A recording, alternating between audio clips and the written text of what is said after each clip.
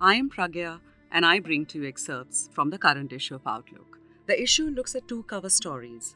One, in which Outlook continues to cover Gaza and reaffirms its commitment to bearing witness. In this issue, there's a double cover with a dedication to poet and academic Rafat Al-Arir, also called the Voice of Gaza, who was killed in an Israeli airstrike. The cover is an image composed of many images of ruins and remnants in Gaza, arranged as a mountain to show the scale of loss. Lopsided Language by Shobha Elizabeth John. She's a senior research fellow at the Indian Institute of Science, Education and Research. In the past month, journalists from media powerhouses like the BBC, the Washington Post, Reuters, and the LA Times have raised their voices against the dehumanizing rhetoric used in media against Palestinians and the bias in reporting of the ongoing Israel-Palestine war.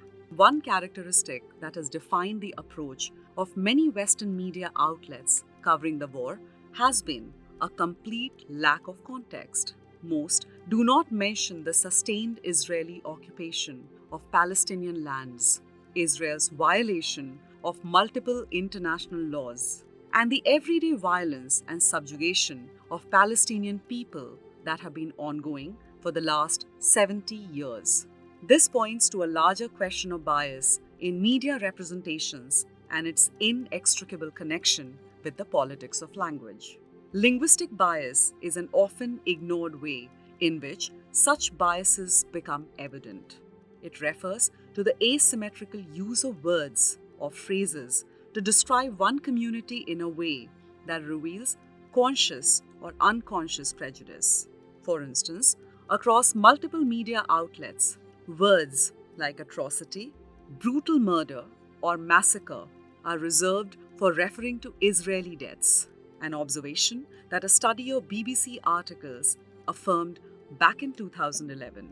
Israeli victims are described as brutally killed by Hamas, whereas Palestinian victims die as collateral damage in zones of conflict. Headlines refers to buildings collapsing in Gaza without any mention of the Israeli airstrikes that have destroyed them. Such euphemisms misrepresent the state of the war and hide the extent of damage that Israel has caused in Gaza. The New York Times recently changed the title of an article thrice to whitewash Israeli involvement, going from calling the attack on a hospital an Israeli attack to describing it as an explosion at a hospital in Gaza.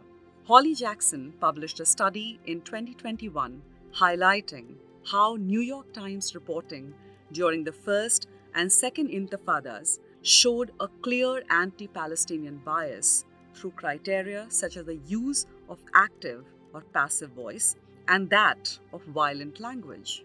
Her ongoing work shows that New York Times mention of Israeli deaths increased as more Palestinians died in the first 10 days since October 7th.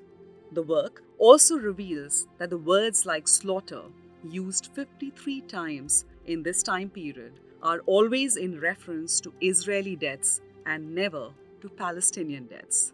Her data also suggests that it takes 17 Palestinian deaths as opposed to 3 Israeli deaths for it to be mentioned in the Wall Street Journal. In cases where Palestinians are described as killed, Israel is rarely identified as the perpetrator of the violence or even mentioned in conjunction in a way that could create any association. For this and more, read the current issue of Outlook.